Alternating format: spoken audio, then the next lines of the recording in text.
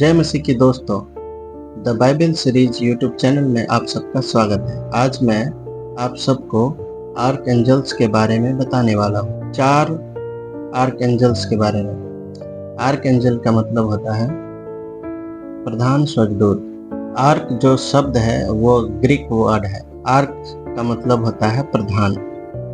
तो प्रधान स्वर्गदूतों के विषय में देखेंगे। 4 प्रमुख प्रधान स्वर्गदूतों के बारे में देखेंगे। तो वीडियो में आगे बढ़ने से पहले दोस्तों, the Bible series YouTube channel को सब्सक्राइब करना और बेल आइकन दबाना ना भूलें, और ये वीडियो अपने दोस्तों में भी जरूर शेयर करें। तो पहला नाम आता है आर्क एंजल्स में मिखाएल, दूसरा है गैब्रियल, तीसरा है रफाएल, चौथा है ओरियल। और भी नाम है दोस्तों, लेकिन मैं 4 ही स्वर्गदूतों के बारे में आप लोगों को बताऊंगा कि इनको परमेश्वर ने क्या पावर और पोजीशंस दिए हैं और क्या जिम्मेदारी दिए हैं और इनका क्या कार्य है। तो चलिए दोस्तों, वीडियो में आगे बढ़ते हैं। तो सबसे पहला मिकाएल स्वर्गदूत है, जिनको परमेश्वर स्वर्ग की सेना का प्रधान नियुक्त किया है। बाइबल के पुराना नियम यहोशू का किताब 5 अध्याय का 14 आयत में पढ़ सकते हैं। तब उसने उत्तर दिया, नहीं, वरन मैं यहोवा की सेना का प्रधान होकर अभी आया हूँ।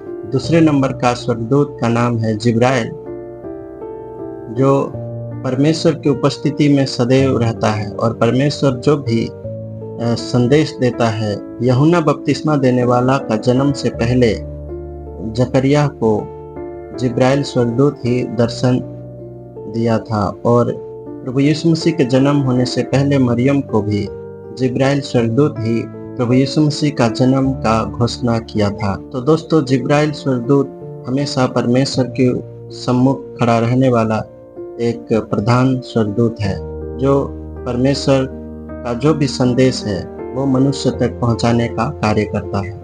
और तीसरे नंबर का स्वर्गदूत है राफेल। राफेल का मतलब होता है, जैसे हम लोग गीत भी गाते हैं, यहोवा राफा, चंगा करने वाला। तो राफेल चंगा करने वाला स्वर्ग। और चौथे नंबर का स्वर्गदूत है ओरियल।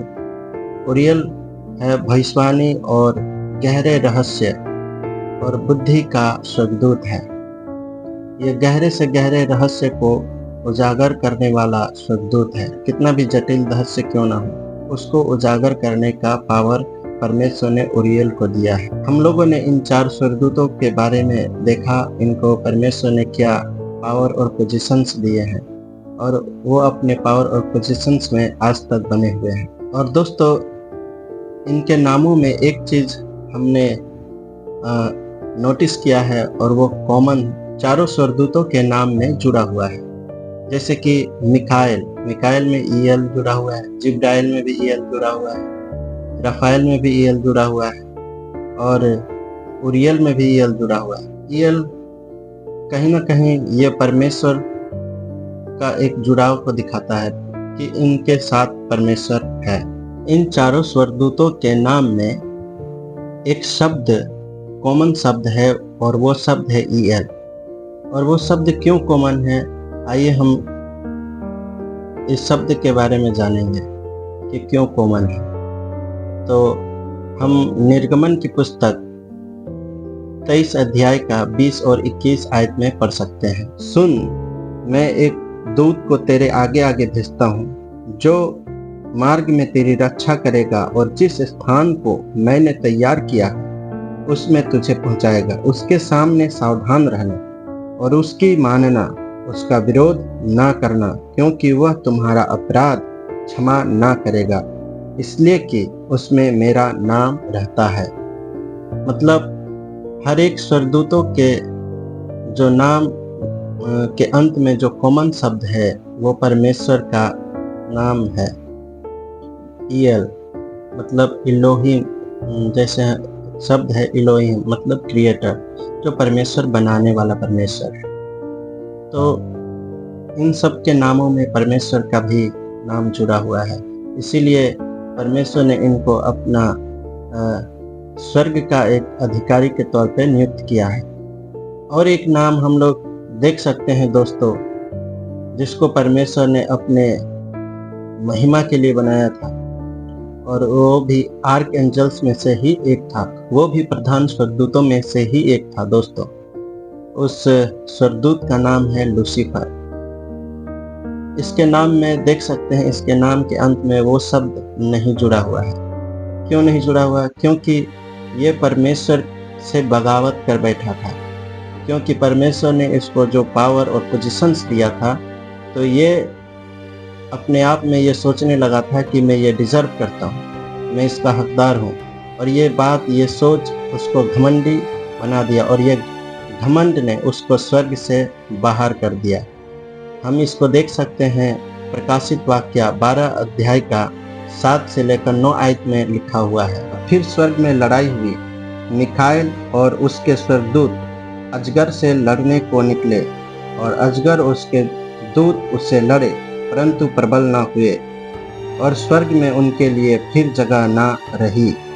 तब वह बड़ा अजगर अर्थात वही पुराना सांप जो इब्लीस और शैतान कहलाता है और सारे संसार का भरमाने वाला, पृथ्वी पर गिरा दिया गया है। तो दोस्तों, ये जो घटना है जो स्वर्ग में घटी थी, ये उत्पत्ति से पहले की घटना है। उत्पत्ति की पुस्तक, जो आरंभ की पुस्तक है, उससे पहले की घटना इस प्रकाशित वाक्य में बताया गया है। तो दोस्तों, हम लोग देखते हैं कि कैसे वो अपने पोजीशंस में स्थिर नहीं रह सकने के कारण वो स्वर्ग से उसको बहिष्कार कर दिया गया और वो धरती पर गिरा दिया गया, और उसका जो भी पावर था वो सब कुछ छीन लिया गया। क्योंकि परमेश्वर उसको अपने महिमा के लिए बनाया था, लेकिन उसके एक घमंड ने उसको शैतान बना दिया। तो दोस्तों, कहीं ना कहीं हम लोग भी देखते हैं, कोई भी व्यक्ति जब उसको ज़्यादा आदर, मान, सम्मान मिलने लगता है, तो उसे लगता है कि हाँ, मैं ये डिज़र्व करता हूँ, और ये घमंड में आकर वो व्यक्ति भी गिर जाता है। तो इसीलिए एक इतना बड़ा प्रधान स्वर्गदूत भी अपना पोजीशंस को स्थिर न रखने के कारण वो स्वर्ग से बाहर कर दिया गया, और आज वो सारे जगत का, सारे संसार का भरमाने वाला बन गया है, और परमेश्वर के विरोध हमेशा कार्य करने वाला बन गया है। तो दोस्तों, हम ये सारे स्वर्गदूतों के बारे में आज हमने देखा, और भी अगर आप जानना चाहते हैं तो आप हमारे वीडियो में बने रहें। इसी के साथ इस वीडियो को समाप्त करते हैं। चलिए दोस्तों, मिलते हैं नेक्स्ट वीडियो में।